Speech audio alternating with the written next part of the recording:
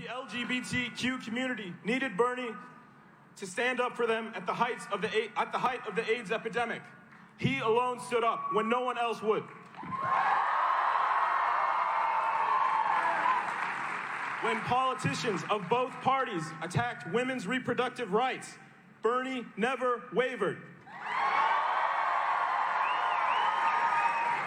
When Democrats and Republicans voted for disastrous and costly wars that were based on lies, Bernie led the fight for a sensible foreign policy.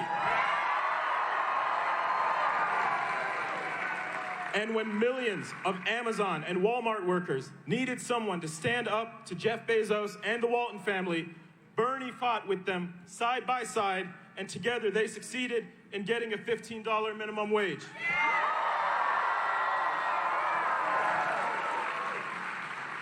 Walking the walk means that we can trust you and believe what you say. And if we want someone who can beat Trump, a manipulator who is incapable of telling the truth, we need somebody who is incapable of telling anything but the truth. That is Bernie. So here in New Hampshire, we pick presidents. And we have the chance to pick the movement that will not leave a single one of us behind, no matter what. And we need your help in doing that. For the students here, Keene State will have rides to the polls from 8 a.m. to 7 p.m. on Tuesday the 11th, 2 days from now.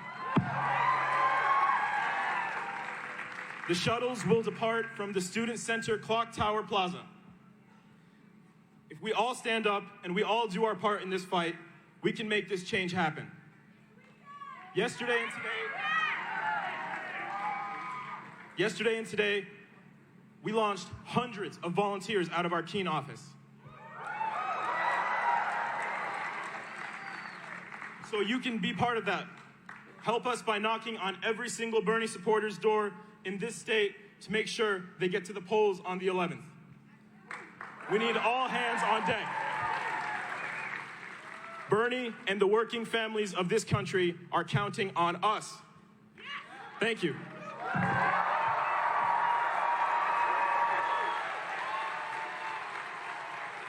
Please welcome to the stage National Surrogate Tim Robbins.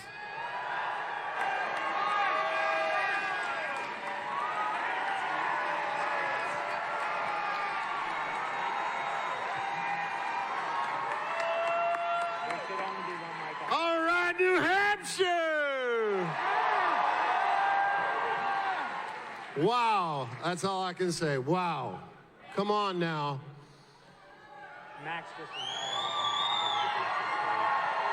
We're going to do something on Tuesday, aren't we? We're going to start the change. I'm looking out at you. I've been all over the state of New Hampshire today at field offices, seeing people turning out at 8 in the morning to go knock on doors. Yesterday, the campaign knocked on 150,000 doors in the state of New Hampshire.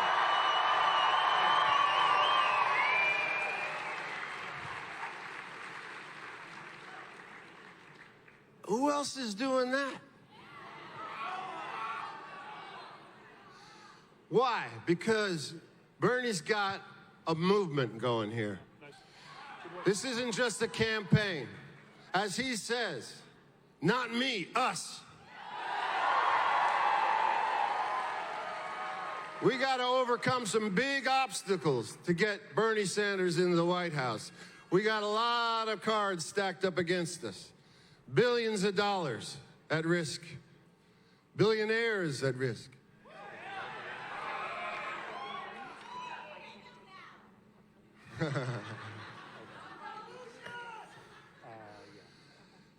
So, what is this broad coalition? This is a broad coalition of people that care, that love, that are working not just for themselves, but for their neighbors.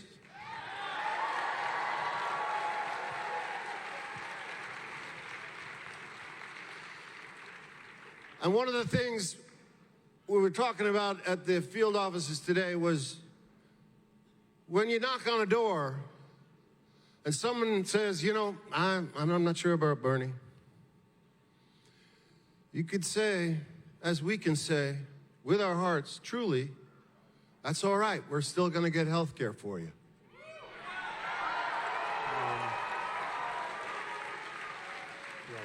Not only universal health care, we're still going to figure out a way to cancel student loan debt.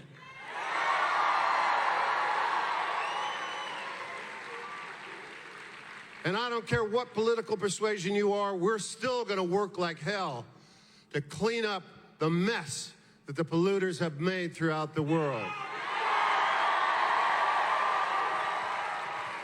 And that's going to be your water to drink and your air to breathe.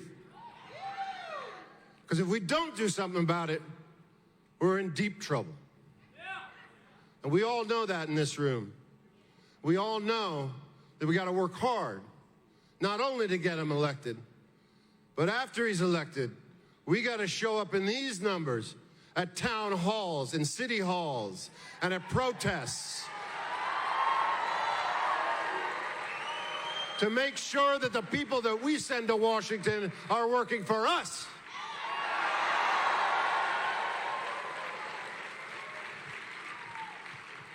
I've been so inspired over the past day, but also before that, I've been touring with this play called The New Colossus, and we are seeing the broad spectrum of America come out to this play. It's a play about immigrants and refugees. And if you're not indigenous to this country, and this is a complicated history, as we all know, and if you're not someone that was brought here against their will, another complicated history, a tragic history that we have never atoned for. If you're not one of those, you are an immigrant.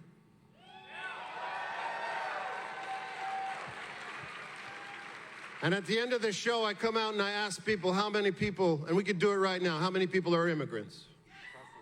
Look at that. Just look around you. How many people are sons or daughters of immigrants?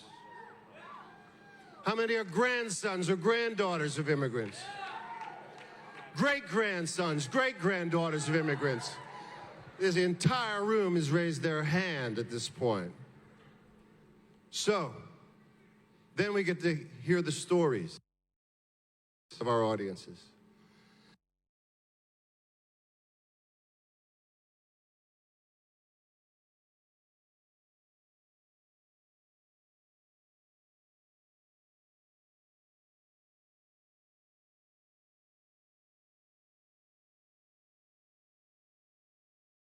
I will not tolerate famine. I will not tolerate religious oppression. I will not tolerate fascism. I will not tolerate communism. I will not tolerate Nazis.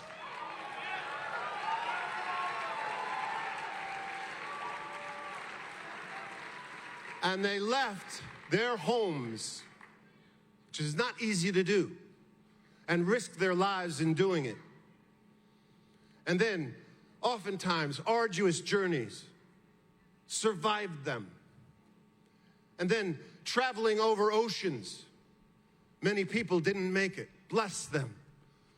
But they're not who we're descended from. We're descended from the people that got here and then somehow had the wherewithal, the courage, the strength, and the will, oftentimes with no money, to make a new life for themselves in this new land. There's not much difference between the people that landed here many, many, many years ago and the people that are traveling to the border right now.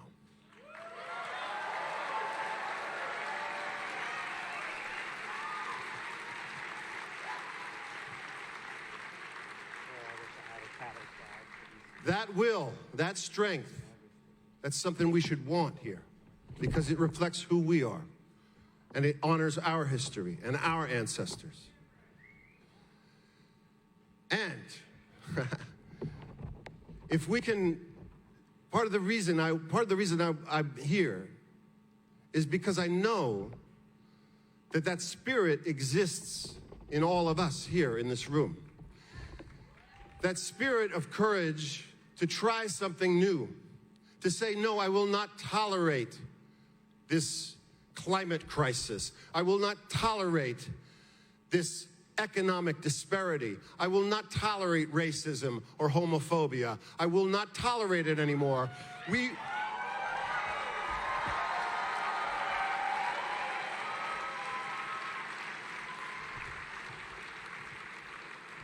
And the reason I'm in this room is because I know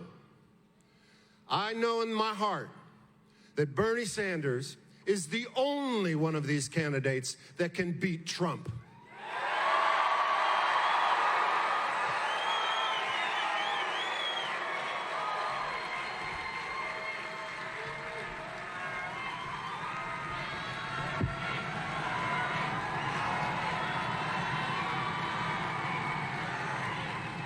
Beats Trump.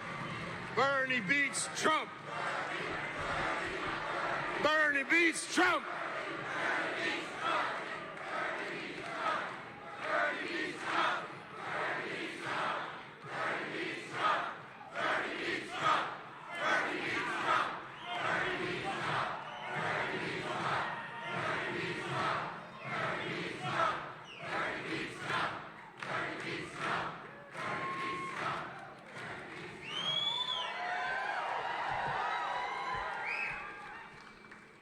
I hope he hears that.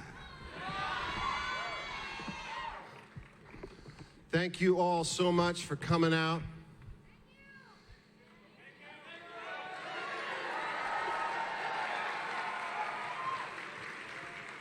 We know we can win this because our hearts are in it. Our futures are in it. And we know there's one man that we can trust to get us there. That's why Bernie Sanders will be the next president of the United States.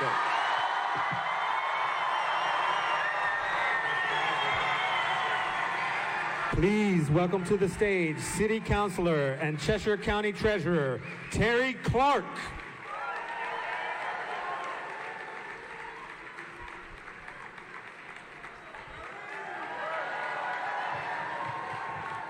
Hey, Keene State College, how you doing? Hey, Lucius, I get to follow Tim Robbins. Cool, huh? Wow, wow. Hey, listen, my name is Terry Clark, class of '78. All right? And, oh my God. I'm the Cheshire County Treasurer, and I'm a Keene City Councilor. The reason I'm here to waste a little of your time right now before Bernie gets here is to officially endorse Bernie Sanders for President of the United States.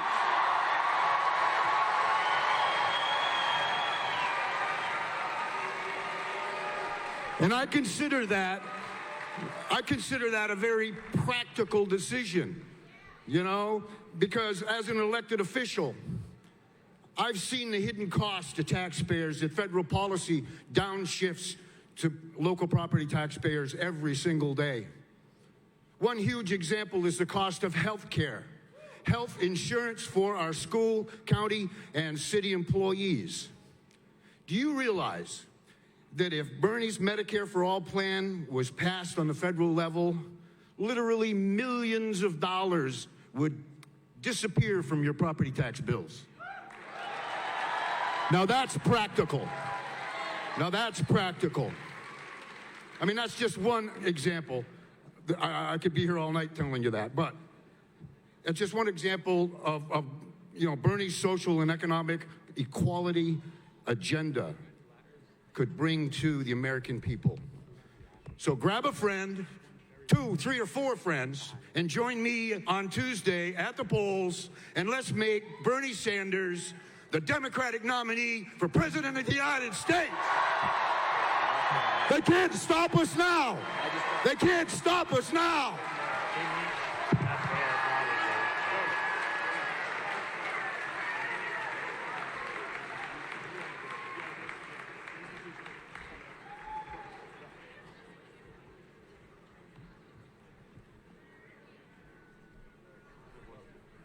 please welcome to the stage Vermont Lieutenant Governor Zuckerman.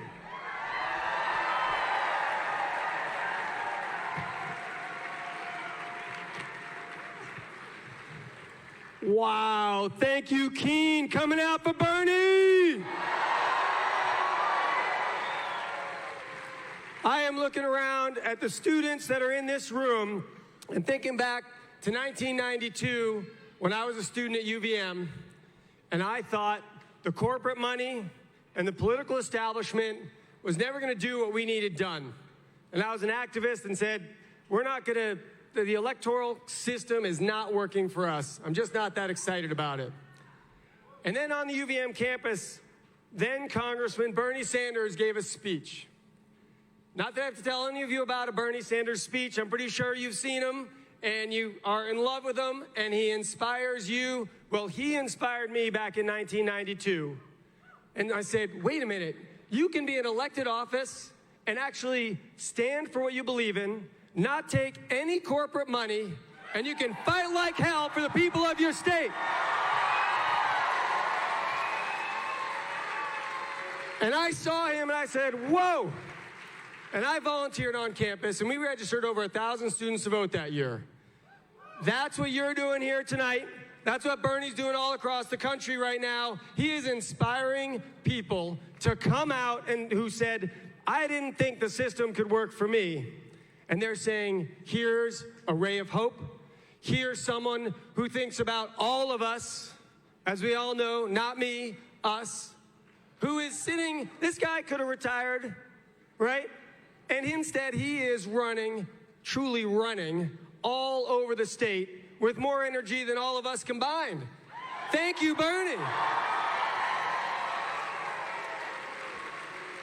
And when you think about it, here's a guy that's been in the trenches fighting for working people, fighting for the oppressed for 40 plus years, fighting for a clean environment, fighting for a future, fighting for college education, fighting for universal health care. And why?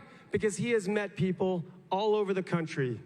Every single one of those stories, every single person he meets is deep inside his soul. And he is fighting for every single one. So when anybody says, oh, you know, he can't be president for this reason or that reason, I sit there and go, are you kidding me? He has talked to more real people than anybody who's run for president in a long, long time. And that's why he should be president of this country.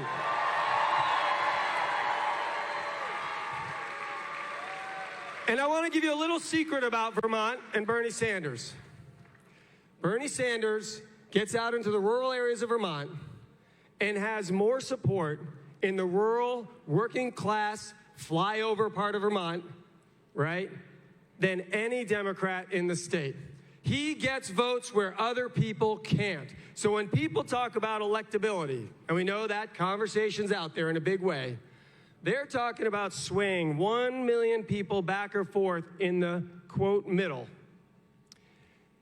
But remember, there are 90 million people that didn't vote in the last presidential election who were registered to vote. When we're talking about bringing people together, it's not debating over 1 million people. It's how do we bring 90 million people in? And that's what Bernie's all about. So when people talk some electability number of 100,000 or 400,000 this way or that way, and you go, yeah, well, add 5 million votes into the mix and see what happens. That's what we're talking about. When people are talking about winning from the top on down, it's about bringing more people out to vote. And Bernie does it because he knows that there are a lot of people out there that are angry, that are anxious, that are scared. They're scared about college debt. They're scared about putting food on their table and heating their fuel tank. They're scared about the future for their children. I had a young woman last month at the farmer's market. You don't know this, but I'm also a farmer. And so I'm at the farmer's market, and this couple with a daughter come up to me, 17-year-old, and she said, I don't think I'm gonna have kids. Now let's deeply think about how profound that is, that in the history of beings, not just human beings, the idea of saying, I'm not going to have kids. I'm not going to have offspring. This is the first time at any moment in history that anybody conscious has sort of had that thought because of the fear of the future. That anxiety of kids, that fear and anxiety of the half of our country that are living paycheck to paycheck, that's why an angry man like Bernie resonates with a lot of people, because he feels and recognizes the fear, anxiety, and pain that people all across this country are feeling. And that's why on Tuesday, everybody in this room has got to go vote. And not only go vote, look to your neighbors, look to your friends, look to your classmates, look to your family, look to your coworkers and say, there is no vote more important than the vote on Tuesday. Because I tell you what, the media and the pundits and the political class, their job is to watch those results and report them. And what happens on Tuesday in New Hampshire is truly going to determine the future trajectory of this country. It's a lot of pressure, but I know you're up for it. So if you're in it, I'm in it, and let's all give it up. Bernie Sanders is going to win this state, and he's going to win and be president of this country.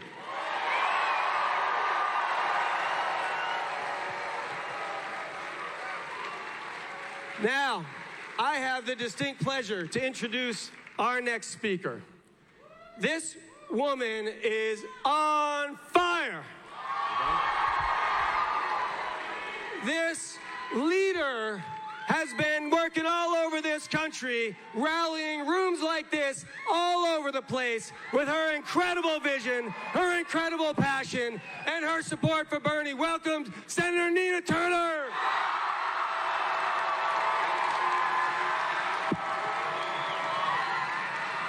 Oh, love you too, baby.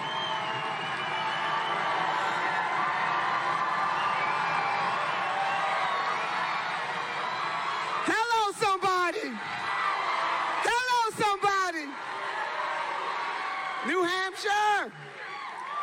Hello, somebody. Can a sister just go into her purse and get her notes? Hold on 1 minute. New Hampshire. Woo, let me just tell you. I'm on fire, per usual. And being a girl from Ohio, I get -4 degrees, but I want to thank the folks that went out and knocked on doors. Come on. Hello. Now, we won Iowa. Y'all heard me, we won Iowa. But baby, we about to win New Hampshire. And you gonna pull us through. Now, New Hampshire, only all that we love is on the line. Nothing too big, nothing too important, just all that we love. That's it. And as the Lieutenant Governor laid out, we understand that it is a lot of pressure, but I know that you, the working day people of this country, you are accustomed to pressure. So can I just walk us down memory lane, and I'm just gonna bring us back up. The true measure of a man, the Reverend Dr. Martin Luther King Jr. said, is not where he stands in times of comfort and convenience, but where he stands in times of controversy and challenge. We know that we have in Senator Bernie Sanders somebody who doesn't capitulate, somebody who will not sell out the working poor and the barely middle class in this country, who has already said to Wall Street, I'm coming for your greed. The pharmaceutical industry, I'm coming for your greed. The fossil fuel industry, I'm coming for your greed. And that we, as a nation, have an obligation. We bailed out Wall Street over and over again, baby. Now it's time to put a down payment on Main Street. Hello, somebody. Hello. So in the 1930s, sisters and brothers, President FDR, the wealthiest folks of this country had declared war on President FDR. And he told them, he said, I welcome your hatred. We fast forward to 2020. We have in Senator Bernie Sanders, who has taken what was called the 1944 Economic Bill of Rights and bringing it up to the 21st century. Hello, somebody. So the elites hated FDR and he welcomed their hatred, standing up for the people of this nation. And in 1944, in the Economic Bill of Rights, President talked about having a right to a job, a right to a living wage, right to affordable housing, right to quality education, right to a secure retirement, right to decent health care. Who does that sound like? That's all I'm saying. Hello, somebody. In 1963, the Reverend Dr. Martin Luther King Jr. demanded that workers be paid a living wage. He demanded adequate and integrated education. He demanded decent and affordable housing. Hello, somebody. He demanded a federal jobs program in order to create jobs, full employment in this country. Hello, somebody. So all I'm saying, New Hampshire, whether it's FDR in the 40s or the Reverend Dr. Martin Luther King Jr. and his contemporaries in the 60s, thank God Almighty we got a leader who's going to carry out the legacy. Come on, somebody. Now, we done put a little extra on that. We going to add in taking care of Mother Earth. Hello, somebody. We gonna add in dealing with a legal system that is unjust by every stretch of the imagination. Hello, somebody. We will have bail reform in this nation. Hello, somebody. We will legalize marijuana. Hello, somebody. We will expunge the records of folks who went down on BS drug charges, and I ain't talking about Bernie Sanders. Hello, somebody. See, all we doing is adding to the 1944 Economic Bill of Rights, adding to what the Reverend Dr. Martin Luther King Jr. was fighting for before he was assassinated. He challenged this nation. He stood up against militarism, materialism, poverty, and racism, and that is our job right here, right now. Hello, somebody. So now we got a choice to make, New Hampshire. And the question becomes, whose side are you on? Are you on the side of the billionaires or are you on the side of the everyday people? You got to choose. Hello, somebody. Do you believe that we should make the requisite investments in saving Mother Earth and bring other world leaders into the fold? Hello, somebody. Do you believe that the people of this nation deserve health care as a moral right? Hello, somebody. Or do you have fundraisers and wine caves laced with Swarovski crystals? Hello, somebody. See, we can't play games with this. And the one thing that we know about Senator Bernie Sanders, we know whose side he is on. He's on the side of the despised. He's on the side of the depressed, oppressed. He's on the side of everyday working people from all walks of life. And I'm going to tell you something, sisters and brothers, when a conscious-minded people come together, whether they be black or white or brown or indigenous, gay or straight, religious, no religious, when a conscious-minded people come together and we put a little extra on our ordinary, there is nothing that we cannot do. So we're going to do this thing. Whose side are you on? Now I'm going to tell you something. We can have nice things. Don't let these folks tell you we can't have nice things. We're the wealthiest country on the face of the earth. We can have nice things. You deserve nice things. So can you do something for a sister? Can you raise one hand for yourself? Hello, somebody.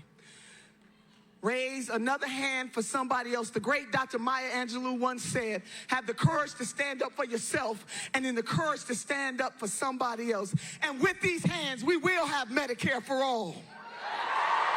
With these hands, we will have college for all. With these hands, we will cancel student debt. With these hands, we will cancel medical debt. With these hands, women will finally get their whole damn dollar. With these hands, we will reform a legal system that is unjust in every stretch of the imagination. With these hands, we will have humane immigration reform. With these hands, we will have transcendence. And with these hands, we will elect Senator Bernard Sanders. Come on. The 46th President of the United States of America. With these hands,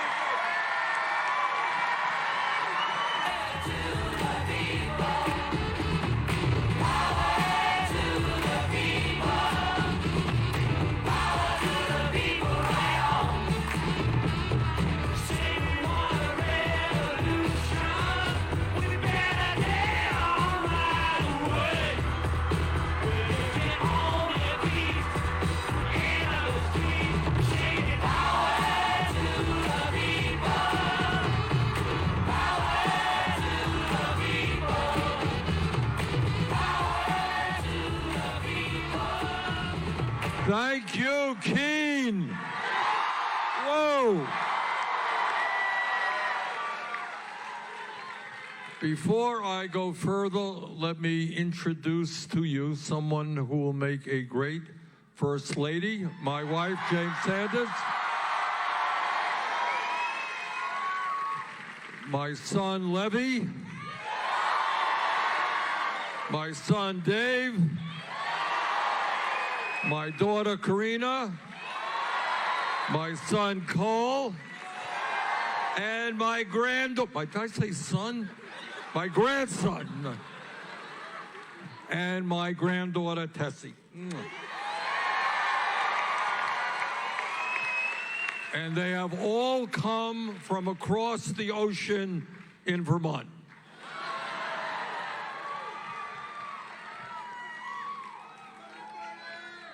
And let me also thank all of this is, as I understand it, the largest turnout in New Hampshire in this election cycle. 2,000 people. Thank you.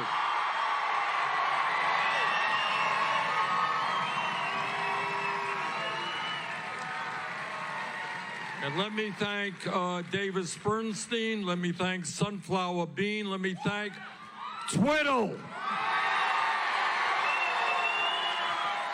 Let me thank Professor Phil Barker. Let me thank Mohammed Zinni. And let me thank Tim Robbins. You all know Tim is a great actor, but what he has done is used his influence, his name recognition to stand up and fight for justice, to stand up and fight for our environment. Tim, thank you so much for what you're doing. Let me thank Terry Clark. Let me thank the Lieutenant Governor of the state of Vermont, Dave Zuckerman. And let me thank Senator Nina Turner.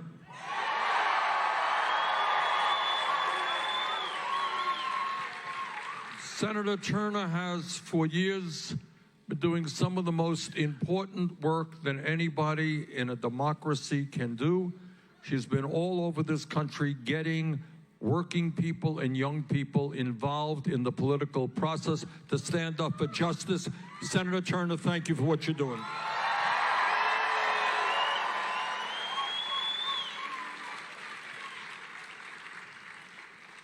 This campaign is about two fundamental principles.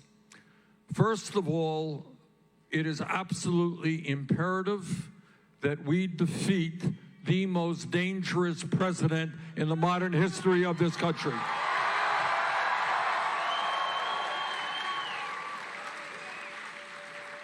We may disagree on this issue or that issue. That's called democracy. But I think all Americans, regardless of whether or not they are conservative, moderate, progressive, independent, Republican, Democrat, understand that America is not about having a president who is a pathological liar, who is corrupt, who is a racist, a sexist, a homophobe, a xenophobe, and a religious bigot. That is not the kind of person who should be in the White House, and we will make sure that he will not continue to be in the White House.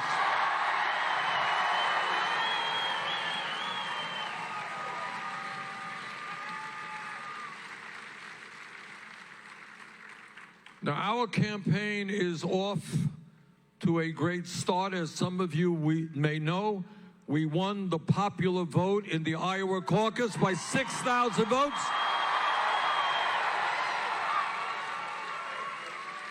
And while the turnout there was not as high as I would have liked, what was extraordinary is that young people under 30 saw an increase in their percentage of votes by 33%.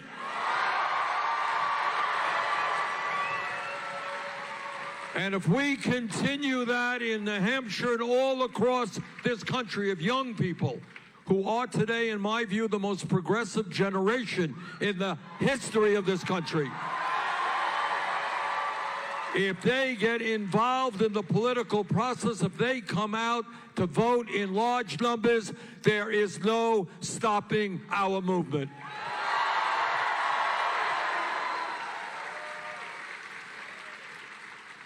And I want to thank the people of New Hampshire for helping to transform politics and government policy in this country. And I'll tell you how that happened. 4 years ago, when I was running and I came here to New Hampshire, we had a list of proposals and an agenda that spoke to the needs of the working families of this state and the country. And we brought forth that agenda, and the corporate establishment said, too radical. And the political establishment said, too radical. And the media establishment said, too radical. But you know what the people of New Hampshire said? They said it was a pretty good set of proposals.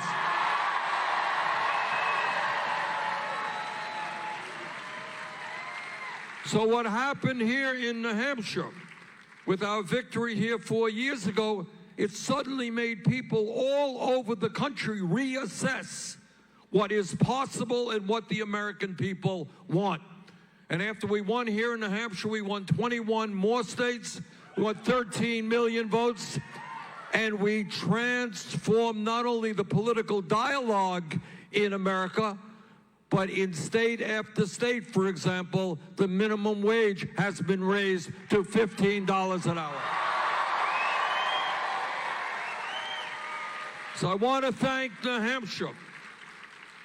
You have shown the country and the world that this is a state that stands for justice, that stands for economic justice, social justice, racial justice, and environmental justice.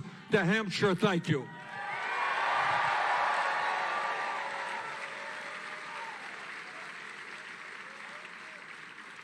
And what our campaign is about is asking the American people to think outside of the box, all right? And that means asking questions that you're not going to see on TV, you're not going to hear in the Congress. To ask why it is, for example, in the wealthiest country in the history of the world, half of our people are living paycheck to paycheck. Why it is that tonight, over 500,000 Americans will be sleeping out on the streets or in homeless shelters. Why it is that at a time when the little children need high-quality child care, our child care system is dysfunctional. Why it is that over the last 3 years, the billionaires in this country under Donald Trump saw an $800 billion increase in their wealth. But the average American worker last year saw a 1% increase in his or her wages. And the questions that we have got to ask ourselves: is it morally or economically acceptable that 3 people in America, 1, 2, 3, own more wealth than the bottom half of American society? Is it acceptable that the top 1% own more wealth than the bottom 92%? Is it acceptable then when in Vermont and in New Hampshire and around this country, we got people working 2 or 3 jobs to provide for their families, 49% of all new income goes to the top 1%. And that is why what we have got to do is create a government and an economy that works for all of us, not just wealthy campaign contributors.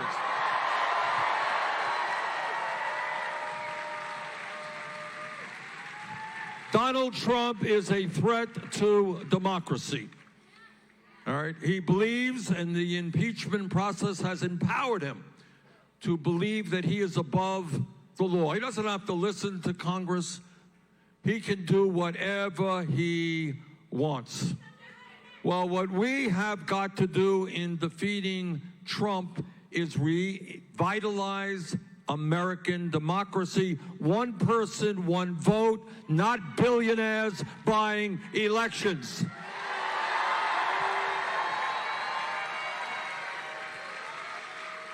Because at the end of the day, if you want to know why there is so much income and wealth inequality in America, why we're the only major country on earth not to guarantee health care for all, why we pay the highest prices in the world for prescription drugs, why 45 million people are owing student debt, why we are not addressing the crisis of climate change. If you want to know the answer to that, it all comes down to money in politics and the power of billionaires.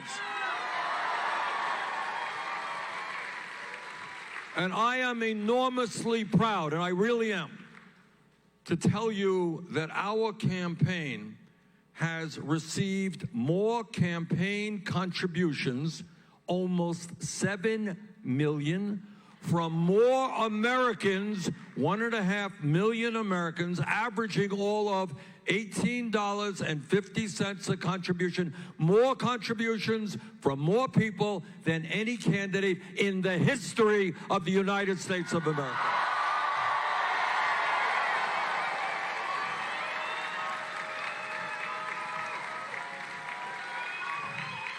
So we don't, unlike other campaigns, we don't have billionaires pouring huge amounts of money. We don't have the CEOs of the pharmaceutical industry putting money into our campaigns. We don't have representatives of the fossil fuel industry funding our campaign. Our campaign is funded by working people. It stands for working people, and it will develop policy for working people.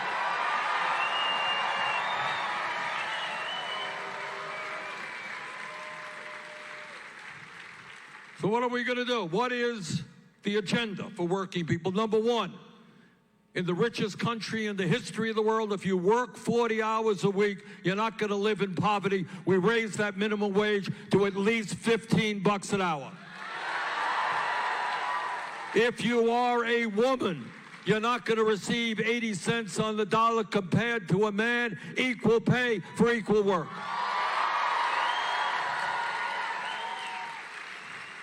And if you are one of the millions of workers in this country who wants to join a union, we're going to make it easier to join a union, not harder. We have legislation that will double union membership in 4 years. And being on the campus of a great college, we have got to talk about education. And when we talk about education, again, I'm asking you to think outside of the box. We have got to create new priorities in America, and at the top of those priorities must be education. Now, what does that mean? And I want to take a look at where we are today. All right? We got any psychologists in the room here tonight? There you go.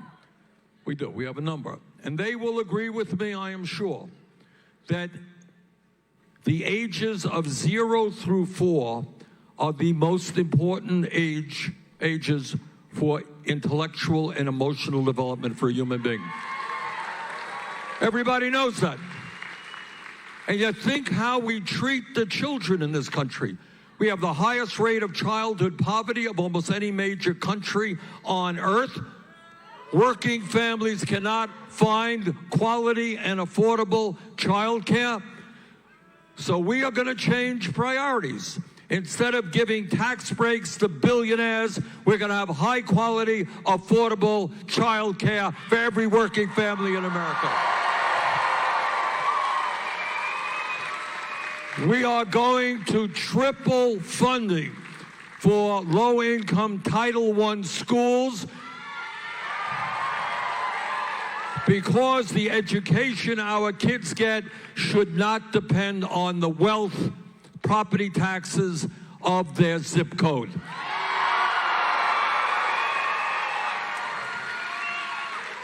And because we believe in education, we believe in educators.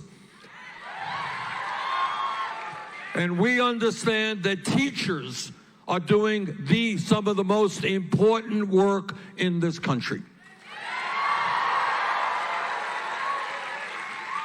A couple of months ago, I sat down with a group of New Hampshire educators, and they told me that in this state, which is not a poor state, but in this state, there are teachers who are beginning to teach in school districts, and they are receiving less than $29,000 a year.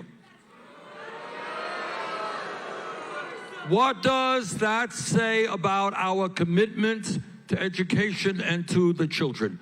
What we will do is reprioritize education in America, and we will give teachers the respect and the remuneration they deserve. No teacher in America should make less than $60,000 a year.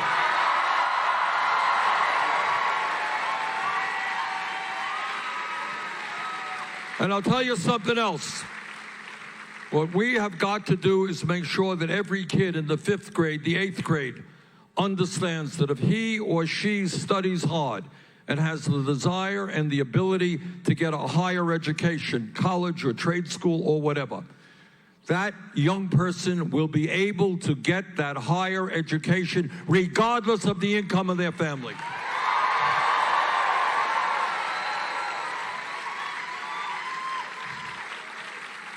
And that is why we will make public colleges and universities tuition free.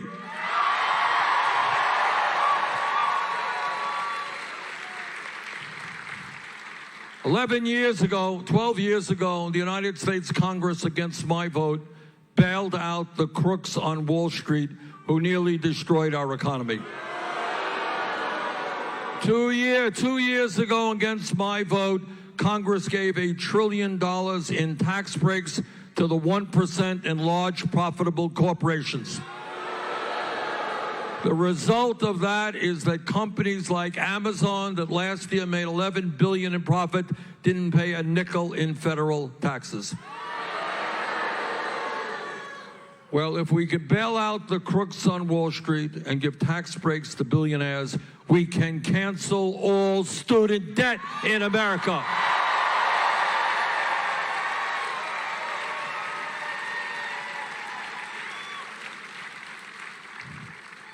There's another issue that the American people feel very strongly about. When I hold town meetings in New Hampshire, all over this country, the issue that keeps coming up is the dysfunctionality of the current healthcare system.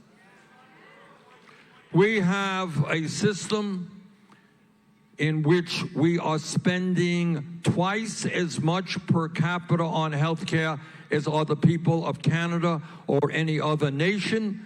And yet 87 million Americans are either uninsured or underinsured. 30,000 people a year die. 30,000 die because they don't get to a doctor on time. And 500,000 people go bankrupt because of medically related bills. We are the only major country on earth not to guarantee health care to all people as a human right. And brothers and sisters, that is going to change under our administration.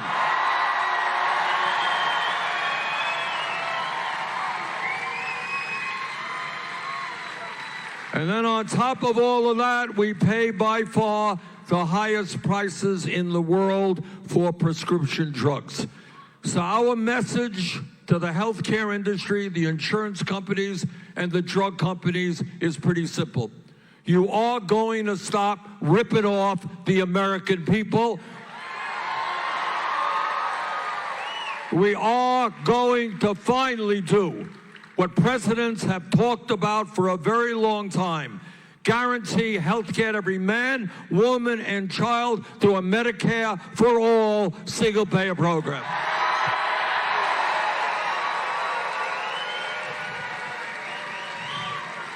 We cannot afford this current system. We cannot afford a system where so many are uninsured or underinsured and where the average American family is paying $12,000 a year for health care. We are going to pass a Medicare for all single-payer program. No premiums, no co-payments, no deductibles, no out-of-pocket expenses. You go to the doctor when you need to go to the doctor. And if, God forbid, you're in the hospital, you're going to come out of that hospital and not go bankrupt. No cost for hospital care. This is not a radical idea. You know, you're going to watch on television and my critics will say, oh my God, this is radical. This exists right here on the New Hampshire-Vermont border in Canada. They are able to do it. UK is able to do it. Germany is able to do it. Scandinavia is able to do it. In fact, every major country on earth guarantees health care to all. We are going to do the same.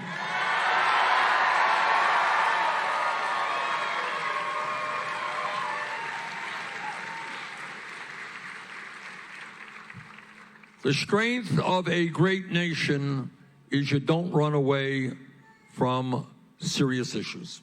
You don't push them under the rug. And let me tell you what is one of the great issues and crises facing this country and the entire world, and that is the existential threat of climate change.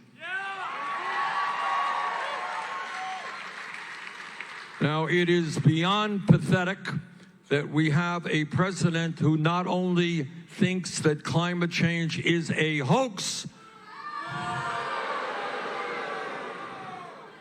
but he is actually exacerbating the problem by encouraging more fossil fuel production. Well, we have a different perspective. You want to hear a really radical idea? My administration will listen to scientists, not right-wing politicians.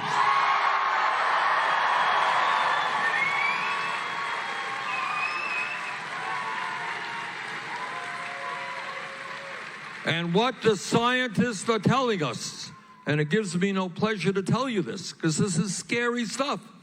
What the scientists, the people who know the most about climate change, are telling us now in the last year, they have underestimated the severity and speed in which climate change is causing havoc in our own country and all over the world.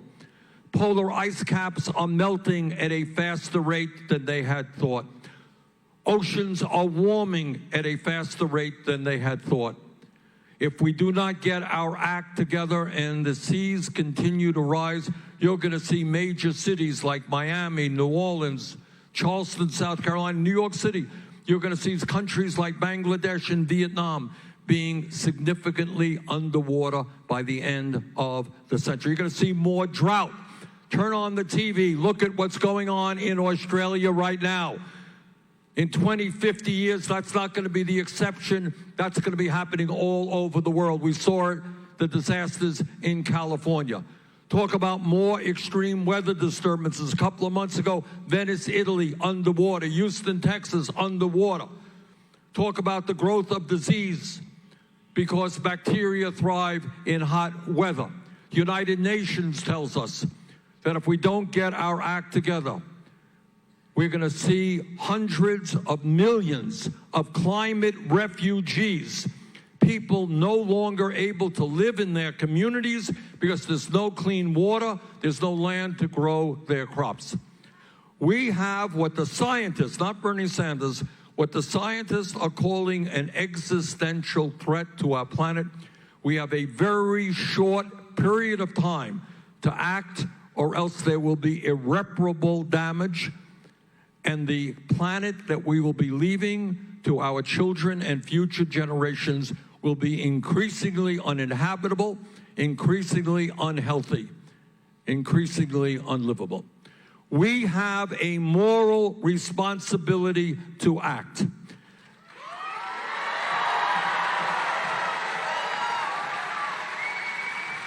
And I am proud to tell you, I am very proud to tell you, that we have introduced the most sweeping and comprehensive climate change proposal ever introduced by any candidate for federal office. It is based on the principles of the Green New Deal, and it is a proposal that will transform our energy system away from fossil fuel into energy efficiency and sustainable energies. Now, this problem, I wish I could tell you that this was just an American problem. I wish I could tell you that as president, I'll take on the fossil fuel industry, we'll do what has to be done in this country. But that's not enough. This is a global problem that impacts every country on earth. So what I will tell you as president, I will lead the effort to reach out to the people in China, in Russia, in India, in Pakistan, in Brazil, all over the world, and make the case that as a planet, we are in this together. And that maybe, just maybe, instead of spending $1.8 trillion a year collectively on weapons of destruction designed to kill each other, maybe we pool our resources and fight our common enemy, which is climate change.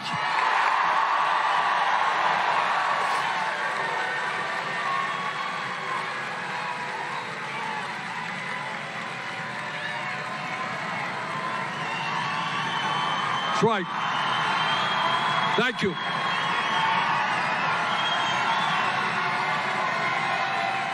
We can do it. Now, this is a tough issue, and I would be kidding you if I didn't tell you it was a tough issue. But we can do it. Instead of hiding from the reality of climate change, our job is to lead the world in changing our energy system.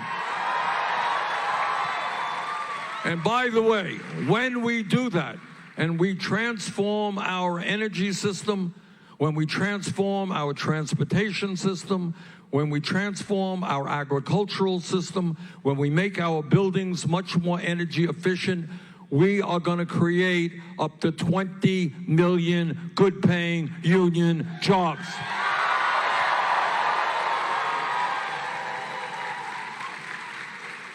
And when we talk about the issues facing the United States, we got to put them front and center. We cannot run away from them. And one of the issues that I find appalling is that tonight we have more people in jail right this moment than any other country on earth. Over 2 million people in jail. And the reason for that is we have a broken and, I dare say, racist criminal justice system, which disproportionately impacts the African American community, the Latino community, and the Native American community. And what our job together is to invest in our young people in jobs and education so they can go out to civil society and earn a good living. Invest in our young people, not in more jails and incarceration.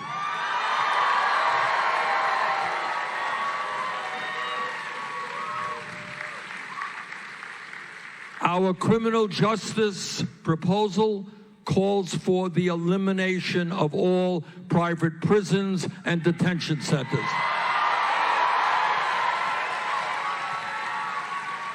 It calls for an end to the so-called war on drugs.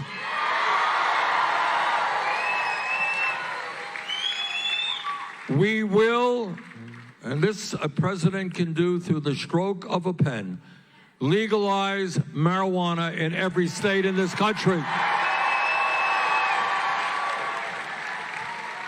Too many lives have been destroyed or hurt because of criminal records associated with possession of marijuana. We believe that we should expunge the records of all those arrested for possession of marijuana.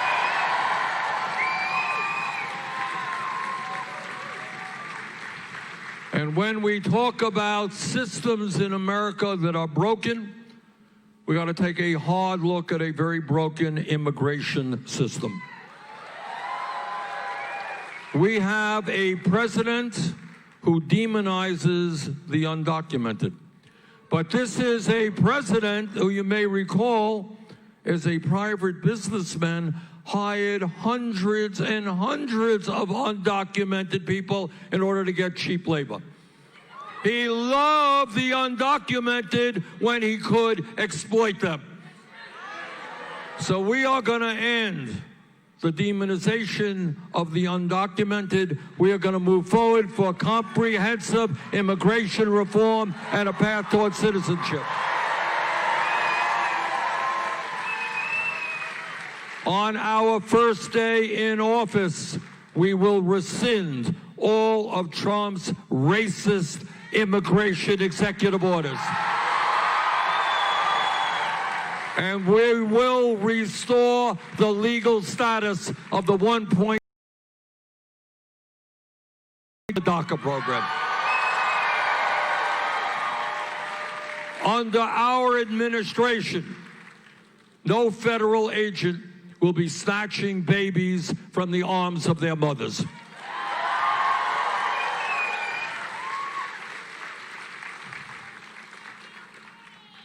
We are all appalled by the level of gun violence we see in America, and our stomachs turn when we turn on the TV and see some awful tragedy someplace in America.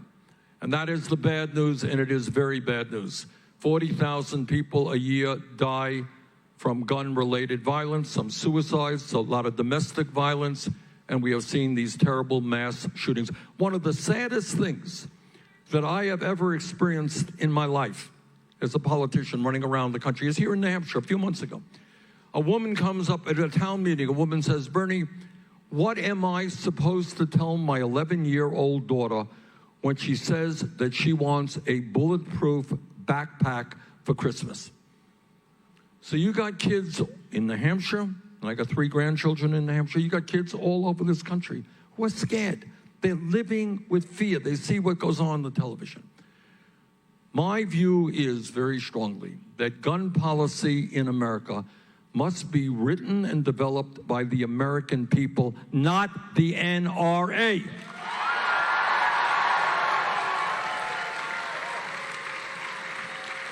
And the truth is that over the years, as people have responded and seen these terrible tragedies, views have changed. They've changed in rural states like New Hampshire and Vermont, in urban areas like Chicago and Los Angeles. They have changed in terms of gun owners' views and non-gun owners' views. And there is a consensus, not that every person agrees on every aspect of gun policy, but there is a consensus that says we must have universal background checks. People with violent backgrounds should not own guns. We must end the so-called gun show loophole and the so-called straw man provision. And what has happened in recent years in response to these terrible mass murders is that people now understand something that I have felt strongly about for 30 years. And that is we must end the sale and distribution of assault weapons in the United States.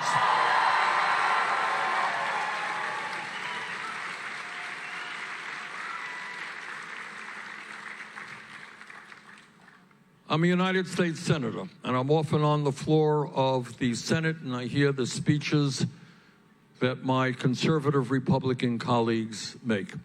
And their mantra, as all of you know, is they believe in small government.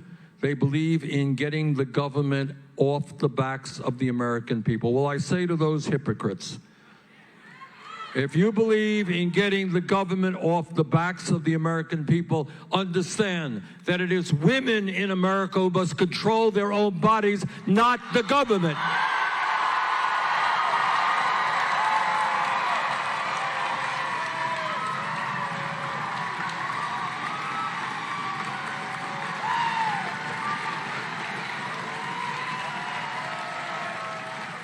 And my promise to you is I will never nominate anybody to the Supreme Court or the federal bench who is not 100% pro Roe v. Wade.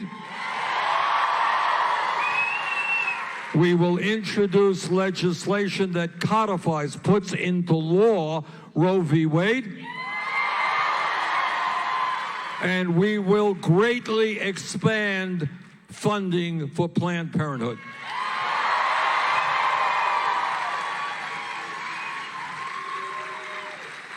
So, my friends, we're here in Keene tonight, and in 2 days, the first primary of the election season will take place here in New Hampshire. This is an enormously important moment, and New Hampshire primary is the first primary in the country. And what happens here is of enormous consequence.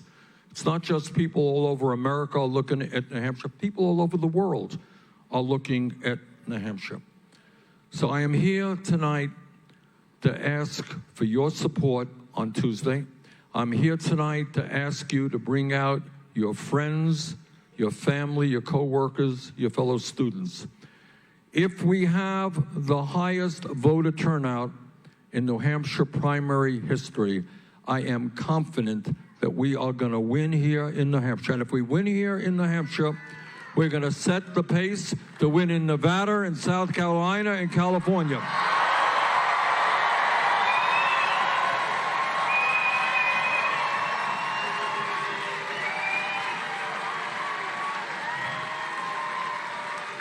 So in this unprecedented moment in American history, when we are having the most consequential election in history, let us win here in New Hampshire. Let us win the Democratic nomination. Let us defeat Donald Trump. Let us transform this country. Let us go forward together. Thank you.